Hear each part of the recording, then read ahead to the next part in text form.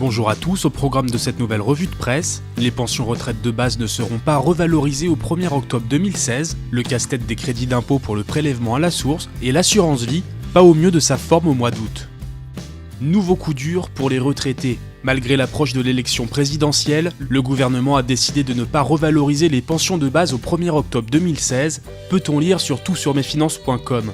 Déjà l'année dernière, les retraités n'avaient bénéficié que d'une infime augmentation de leur pension de base, et ce, après plus de 2 années de gel. Mais quid des retraites complémentaires ? La date de revalorisation des pensions complémentaires des salariés du privé versées par l'Agirc-Arrco est fixée au 1er novembre, nous rappelle votreargent.fr. Mais compte tenu de la faiblesse de l'inflation, ces dernières ne devraient également pas être revues à la hausse. 9 organisations syndicales ont dénoncé la paupérisation grandissante des personnes âgées et appellent à une journée de mobilisation le 29 septembre.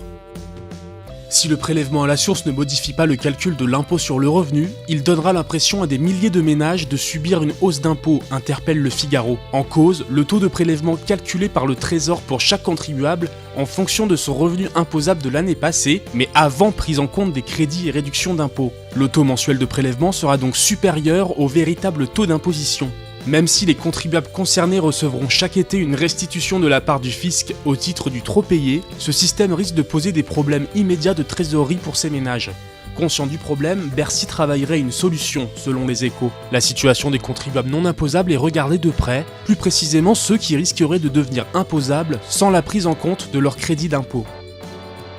L'assurance vie est toujours autant appréciée des épargnants. Au mois d'août, les versements ont une nouvelle fois été supérieurs aux retraits à hauteur de 500 millions d'euros, selon des chiffres de la Fédération française de l'assurance relayés par boursorama.com. Mais ces résultats ne sont en réalité pas si bons, puisque cette collecte affiche l'un de ses niveaux les plus bas depuis décembre 2013. En comparaison, elle s'était élevée à 1,7 milliard d'euros en août 2015, peut-on lire sur Cbank. Au total, la collecte nette cumulée depuis le début de l'année s'établit à 15,9 milliards d'euros.